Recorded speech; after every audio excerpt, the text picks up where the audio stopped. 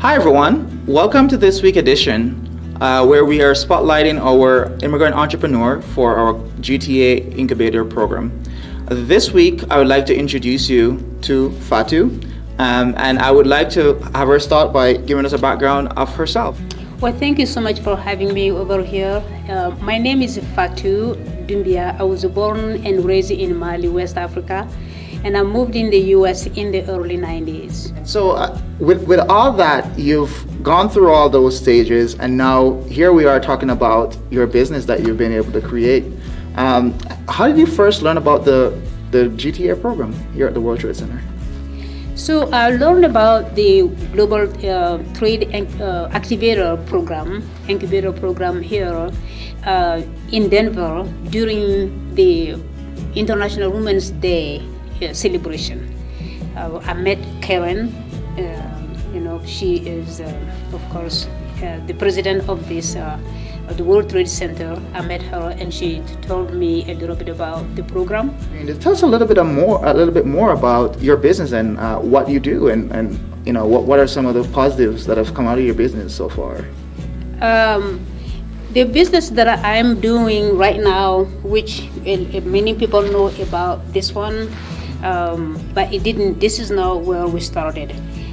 If you allow me, I can show you where I started the business. So after being here for a while, going to school, getting my degree, and working at IBM, the recession came, and I went home to visit.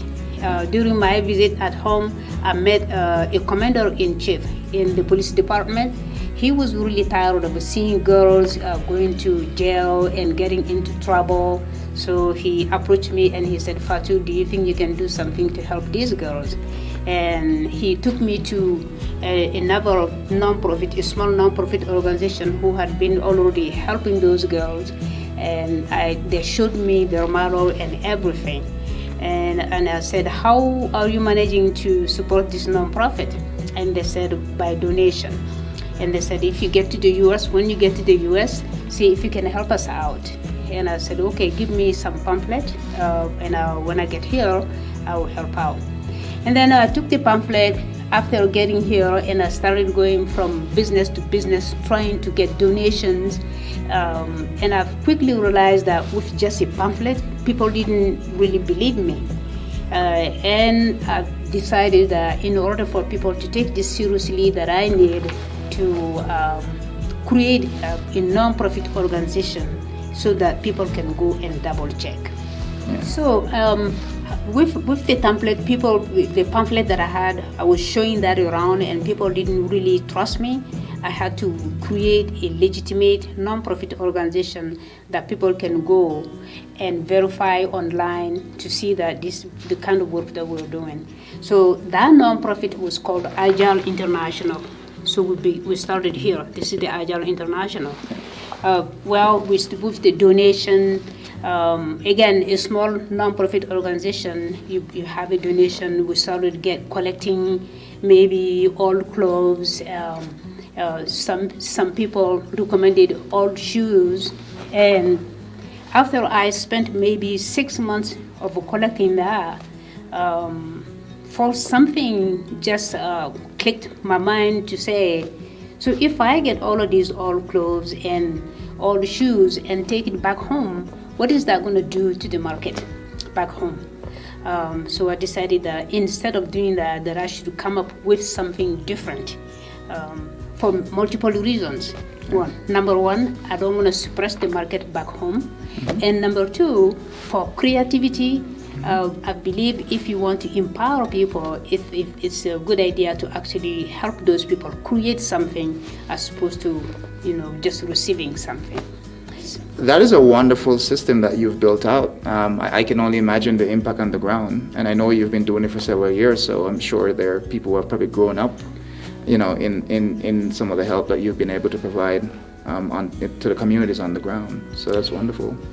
That's a really good. I was surprised about the impact. Some of the impact I wasn't expecting was When we interviewed these women that we've been helping, some of the things that they told me was, well, since we started working together with the Agile, it actually we have learned to think differently. And some of the women also said that we now know that we have a hope. Whatever we do, our children don't have to do the things that we do. So we know that our children have a different future than we do. What advice would you give to someone considering joining the GTA Incubator? How has it been able to assist you in your business development so far? So, creating a business is always exciting. But once you get started, you quickly realize that it can be stressful, it can be lonely, sometimes very discouraging. You think that you might, at some point, you ask yourself, why did I actually do this? And that's where the GTA steps in. It really, what I found with the GTA was the resources, resources that are in the community that I did not know about. Well, with the GTA, I was able to find out about those resources. With the GTA also, connection, because we have the events, you get to be connected with other entrepreneurs in the community. Yeah. So that's one of the stuff.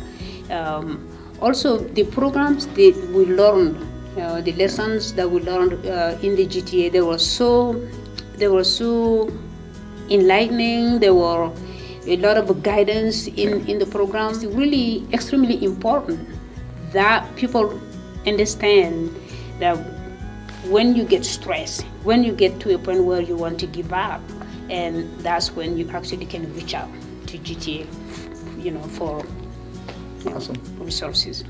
Awesome. Yeah, this is wonderful having the opportunity to sit here and discuss this with you. Just sitting here and seeing all these bags and knowing that you literally created an income for people in your home country, and not just like you create a one-time income, but it's more of a recurring income. And I, these beautiful outcomes, like these beautiful products that are sitting right here, and they can be found all online. Your website. What's exactly the address to your website? It's Djimi Djama, which is really hard to say. And it's Djimi Djama. Is it with D? A D. With a D, is it silent? Is it D? Some people go Djimi Djama. So it's a DjimiDjama.com, and Djimi Djama is a tree in Africa. It's a resilient tree, and that's why we name it. And it's a sacred tree for women. So when it rains, bad weather or whatever, that tree is so flexible. This building can blow up before the tree actually is taken out. And that's why we named it, because women are resilient. Well, with that, we leave you with another inspirational story as to why just getting out there and chasing your dream is so important. Thank you very much. Yeah, thank you.